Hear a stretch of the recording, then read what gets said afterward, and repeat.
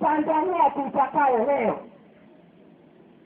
Labda nizungumze kwa mkoa wa Singida. Taswira mabadiliko, mkoa wa Singida bado uko nyuma. Lakini niseme, si mkoa wa Singida, niseme wilaya ya Singida mjini bado uko nyuma. Wilaya ya Singida mjini bado mna hofu. Wilaya ya Singida mjini bado hamjajitambua. Nimeenda Ipigi, nimeenda Idagula, nimeenda vijiji vya Mtawi mpakani na Mbeya. Watanzania wamejua namna ya kudai haki zao. Ndugu zangu, Singida mjini mnarubuniwa na pesa.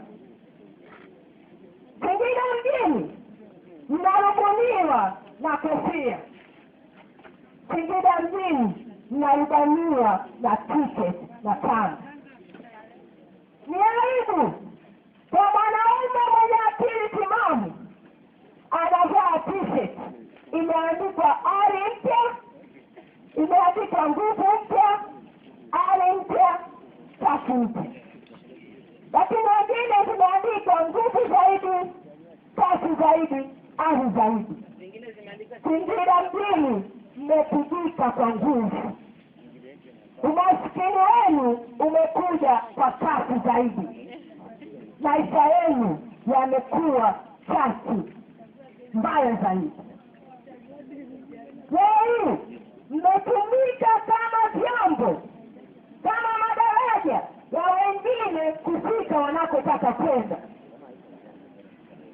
Ndugu zangu wa Singida mjini, kila mtu katika nafasi yake. Mnauzwa na walimu mliowakaribisha kuwafundishia shule zenu. Mnauzwa na wafanyabiashara wachache wenye uwezo wa kupokea pesa. Nini maana yake? Vijana wa Singida mtaendelea kuteseka. Shule mnazo hazina vitabu, hazina walimu. Kama kweli mtu ana pesa, kwa nini mnachangia matundu ya choo kwenye mashule yenu?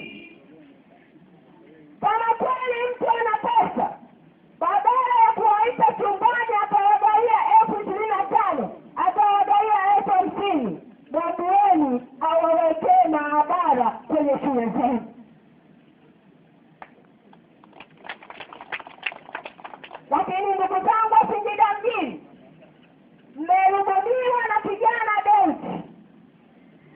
Kijana ambaye ndani ya miaka yote haujui mchango wa Wanasingida, hana cha kuchangia bungeni.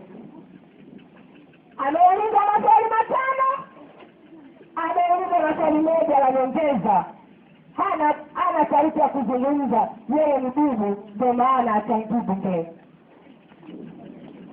Maana yake ni nini? Achangii kwa sababu Wanasingida hamjamtuma kuwazungumzia.